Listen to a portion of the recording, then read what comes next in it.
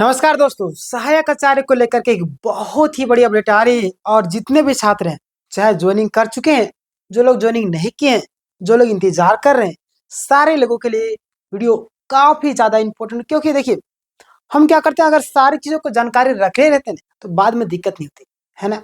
तो हमें हर एक चीजों के बारे में जानकारी इकट्ठा करनी चाहिए। तो आज हम लोग बात करने वाले सहायक आचार्य को लेकर के, एनपीएस को लेकर के, है ना। एनपीएस क्या होता है? जो लोग जानते हैं मुझे बताइएगा, जो लोग नहीं जानते, क्योंकि न्यू टीचर आप अपॉइंट होंगे तो बहुत सारे लोग नहीं जानते होंगे। तो सारी चीजों को लेकर हम बात करेंगे, है ना। प्लस में टीचर काफी ज्यादा शौक है, परेशान है ना। एनपीएस हो गया, ओपीएस हो गया, ये दोनों को लेकर के काफी ज्यादा कंफ्यूजन है लोगों के मन में। आज मैं बताने वाला प्लस में पेंशन को लेकर के एक बड़ा खुलासा है। ये गलती आप लोगों को नहीं करना, चाहे ज्वाइनिंग कर चुके हैं या ज्वाइनिंग करने वाले हैं या रिजल्ट आपका आने वाले हैं, सभी लोगों के लिए, ठीक है। चलिए मैं आपको एक्सप्लेन करता हूँ पूरा डिटेल में। यहाँ पे आप सबसे देख सकते हैं यहाँ पे कि सहायक आचार्य का लेटेस्ट अपडेट है ये। और वर्तमान में स्थिति आपको पता है कि ज्वाइनिंग कई सारे लोगों का हो चुका है, कई सारे लोगों का बाकी है ना। तो आप यहाँ पे देखेंगे कि बहुत से सहायक आचार्य की ज्वाइनिंग लेटर मिल चुकी है यार। कई जिलों में स्कूल अपॉइंटमेंट यानी कि अलॉटमेंट जो है आपका हो चुकी है ना, पोस्टिंग हो चुकी है। और कुछ जिलों में डिप्यूटेशन का कार्य कराया जा रहा है। और शिक्षक अब नियमित रूप से विद्यालय में पढ़ा भी रहे हैं, है ना। अब नियमित रूप से पढ़ा भी रहे हैं, आप सभी जान रहे हो, बहुत सारे लोग हमारी वीडियो को देख रहे होंगे, वो लोग पढ़ा भी रहे होंगे। अब यहाँ पे मुख्य सवाल जो है, क्या बातें निकल कर सामने आ रही है कि एनपीएस मिलेगा या ओपीएस, है ना। एनपीएस मिलेगा या ओपीएस, क्या है ये? चलिए मैं बात करता हूँ। ओपीएस क्या सभी को मिलेगा? प्लस में ओपीएस चुनना अनिवार्य है या वैकल्पिक है? अगला आपका सैलरी से कितना कटेगा आपका? जाहिर सी बात है, पैसा मिलेगा आपको, तो पैसा कितना कटेगा? क्या आपको कटवाना पड़ेगा? ऑटोमेटिक कट जाएगा, है ना। यहाँ पे देखिए, रिटायरमेंट के बाद आपको कितने पैसे मिलेंगे, कितने करोड़ रुपया, लाखों रुपये, है ना। और प्लस में आपको पेंशन कितना मिलेगा, है ना। लगातार छात्रों को मन में परेशानी होती है, प्रश्न बनता है ना। यहाँ पे देखिए, झारखंड में ओपीएस लागू है या नहीं, इस पर भी आगे हम लोग बात करते हैं। तो झारखंड सरकार 2022 में ओपीएस बहाल किया, माननीय हेमंत सोरेन द्वारा निर्णय लिया गया था, है ना। किसके द्वारा? हेमंत सोरेन के द्वारा। इसलिए झारखंड राज्य कर्मचारियों के लिए ओपीएस लागू है ना। और ध्यान देने वाली बात यहाँ पे है ना, यहाँ पे ध्यान देने वाली बात है। ओपीएस का फुल फॉर्म क्या होता है बता सकते हैं? यहाँ पे लिखा होगा, आप यहाँ पे पढ़ लिए होंगे, बट नहीं जानते होंगे तो आप जान लीजिए, है ना। ओपीएस मतलब क्या होता है? ओपीएस मतलब है ओल्ड पेंशन स्कीम, है ना। Old pension scheme, clear. पाने का जो मुख्य शर्त है वो क्या क्या है?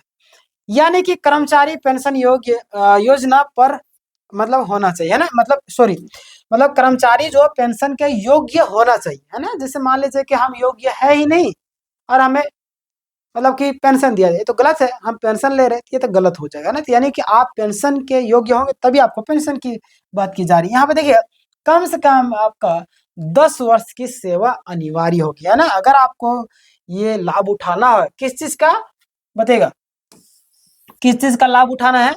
तो पेंशन का अगर आपको लाभ उठाना है तो आपको 10 वर्ष की सेवा अनिवार्य है, यानी कि 10 साल से कम वाले को यानी ओल्ड पेंशन जो स्कीम है वो नहीं मिलेगी, क्लियर। चलिए यहाँ से क्लियर हो गया। आगे हम लोग बढ़ते हैं 50 प्लस उच्च वालों को, यानी 50 से ज्यादा उम्र वालों को, है ना। उनके लिए एक बड़ी अपडेट निकल करके सामने आ रही है। यहाँ पे आप देखेंगे तो क्या बातें निकल करके आ रही है कि जिनकी उम्र 50 वर्ष से अधिक हो चुकी है, जिनका उम्र जो है आपका 50 से अधिक हो चुका है और वे 10 साल से सेवा मतलब 10 साल सेवा पूरी मतलब कि नहीं कर पाएंगे, है ना। उनके लिए, ऐसे अभ्यर्थियों को ओपीएस नहीं मिलेगा ना, ओल्ड पेंशन जो आपका वो नहीं मिलेगा। और उन्हें सिर्फ एनपीएस मिलेगा, है ना। यानी कि एनपीएस में ही रहना पड़ेगा। कैसे, मैं आपको बताता हूँ पूरा डिटेल में। और ओपीएस में पेंशन कैसे मिलती है, इसके बारे में जानकारी ले लीजिए आप, बाद में आपको काम देगा। तो यहाँ पे जान लीजिए, अंतिम जो आपका बेसिक पे आपका 50% पेंशन जो होता है ना, और इसके साथ आपका डीए जो कि वर्तमान में आपको 58% मिलेगा, है ना। और आपका एचआरए अभी फिलहाल नहीं मिलेगा। प्लस में मेडिकल अलाउंसमेंट अलाउंसमेंट जो आपका वो भी आपका नहीं मिलेगा, है ना। मेडिकल अलाउंस, ये सारी चीजें भी आपको नहीं मिलेगा। किस चीज में, किस चीज में बताइएगा? बताइए मुझे कमेंट करके। और हम लोग अगर बात करें कुल मिलाकर के, है ना, यानी कि हम लोग बात करें तो फुल पेंशन आपका 50% कितना, 50% कब तक मिलेगा, यानी कब मिलेगा, तो 33 वर्ष की सेवा पूरी करने पर, अगर आपने 33 ईयर्स, है ना, 33 ईयर्स पूरी कर लिया तब मिलेगा। यदि सेवा कम है तो 20, 25, 30 वर्ष, यानी कि पेंशन आपको क्या जाएगा, पेंशन बेसिस पे आपको मिलेगी, है ना। चलिए आगे बढ़े। यानी कि बहुत सारे लोगों के मन में यहाँ पे कंफ्यूजन होगा किस चीज को लेकर के, कि हमारा जो है आपका जो ये जो आप बोल रहे है ना, ये हमारे ऊपर लागू होता है। तो मैंने जो जो क्राइटेरिया आपको बताया, है ना, जो जो क्राइटेरिया मैंने आपको बताया, अगर वो आपको फुलफिल कर रहे हैं तो लागू होगा, अगर नहीं कर रहे तो नहीं होगा, है ना। तो यहाँ पे मैंने क्या बोला, 33 वर्ष की सेवा आप पूरी करने पर आपको, यदि सेवा कम है ना, यदि आपका सेवा जो है कम है, या आपका 20 है, 25 है, 30 वर्ष, है ना, यहाँ पे बोला था 33 वर्ष, है ना, एक भी 32 भी रहेगा ना तो भी आप अयोग्य कहलाएंगे, है ना। तो वह चीज बोला पैसा आपका किसके आधार पर मिलेगा, प्रोपोर्शन बेस पर मिलेगा, है ना। क्लियर, किसके बेस पर, प्रोपोर्शनल बेस पर, क्लियर। चलिए आगे हम लोग बढ़ते हैं। तो यहाँ पे आप देखेंगे उदाहरण के तौर पर कुछ चीजें मैं यहाँ पे लाया हूँ, इसको समझ सकते हैं। बेसिक पे आपका 29,200 रुपये आप मान लीजिए, है ना। अगला आपका जो पेंशन आपका 14,600, डी आपको 58% यानी कि 8,468 रुपये, कुल पेंशन आपका यानी कि 23,000 लगभग, क्लियर, कितना, 23,000 लगभग। अगर हम लोग बात करें यहाँ पे डीपीएस क्या लिखा हुआ है, हाँ, ओपीएस को लेकर के, है ना, ओपीएस में कटौती को लेकर के, यानी कि जीपीएफ, है ना, ध्यान देंगे यहाँ पे जो ध्यान देने वाली बात है, यानी कि न्यूनतम कटौती आपका 2,500 प्रति माह होगा, किस चीज में, ओपीएस में, और अधिकतम आपका 15,000 से आपका 20,000 का विकल्प के अनुसार आपको उतना कटवा सकते हैं ना। कितना कटवाना है कर्मचारी स्वयं डिसाइड करके, आप चाहे तो कटवा सकते हैं, नहीं चाहे तो नहीं कर सकते, मतलब आप पर डिसाइड करता है।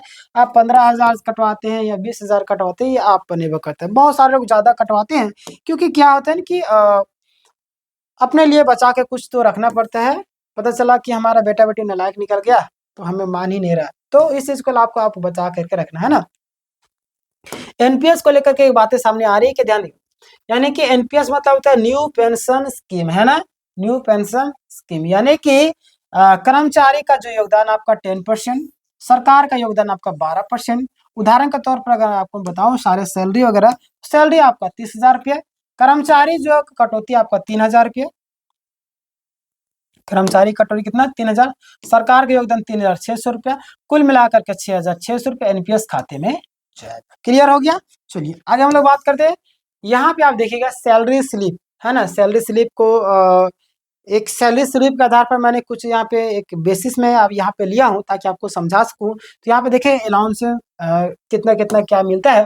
तो बेसिक पे वगैरह आपका देख लीजिए मिलेगा, जो उसमें से आपको डी 58% होगा, एस आर आपका 10%, यानी कि मेडिकल अलाउंस आपको 500 रुपया जो मिलता है ना, कटौती वगैरह आपका देखिए आपका जीपीएफ एनपीएस, है ना। उसके बाद आपका जीएलए यानी कि 30 रुपया, प्रोफेशनल टैक्स यानी कि 150 रुपये प्रति माह, है ना।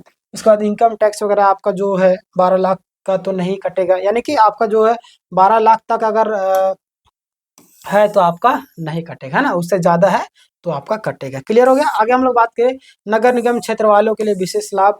यहाँ पे आप देखिएगा तो जो बातें निकल करके सामने आ रही है कि यानी कि एचआरए 20% तक आपका कुल अतिरिक्त भत्ते, यानी कि नगर निगम ज्वाइनिंग वालों के लिए अलग से एक मैं वीडियो बना दूंगा, तो आप उस वीडियो को देख सकते हैं, ठीक है। आगे हम लोग बात करते हैं, यहाँ पे ध्यान दीजिएगा कि अंतिम तौर पर निष्कर्ष के तौर पर अगर कुछ चीजें मैं बताना चाहूँ आपको, तो यहाँ पे सबसे पहले कि ओपीएस लेवल उन्हीं को मिलेगा, यानी कि केवल उन्हीं को मिलेगा जिनके सेवा 10 साल या उससे अधिक, यानी कि ओल्ड पेंशन स्कीम, है ना। ओपीएस मतलब ओल्ड पेंशन स्कीम, यानी कि आपको 10 साल से अधिक है उनको, है ना। यानी कि 50 प्लस उम्र वालों को ओपीएस नहीं मिलेगा, अगर 50 से प्लस आपका उम्र है तो नहीं मिलेगा। ओपीएस में पेंशन सुरक्षित और अस्थायी होता है, ठीक है। आगे हम लोग बात करें तो एनपीएस में पेंशन आपका मार्केट आधारित होता है ना। चलिए क्लियर हो गया। ये आपको पूरा डिटेल में अगर आप चाहे तो वीडियो को लाइक कर सकते हैं, शेयर करना तो शेयर कर दिएगा, और अपनी उम्र और संभावित सेवा शर्त कमेंट में जरूर बता सकते हैं, ताकि मैं देख सकूं कि कितने कितने एज के आप लोग हैं जो सेवा में लगे हुए हैं। तो ये था आपका पूरा कंप्लीटली डिटेल। आपके मन में कुछ सवाल हो तो पूछिएगा। अगर आपने सब्सक्राइब नहीं किया तो सब्सक्राइब कर लीजिएगा। बाकी बात, मैंने हजारों छात्रों की हेल्प की है सारी चीज़ों को लेकर के।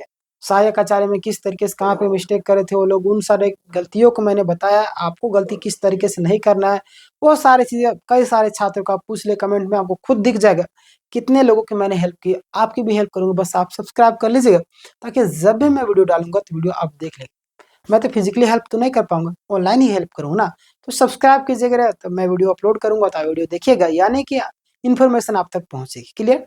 चलिए मिलते हैं नेक्स्ट वीडियो में, तब तक के लिए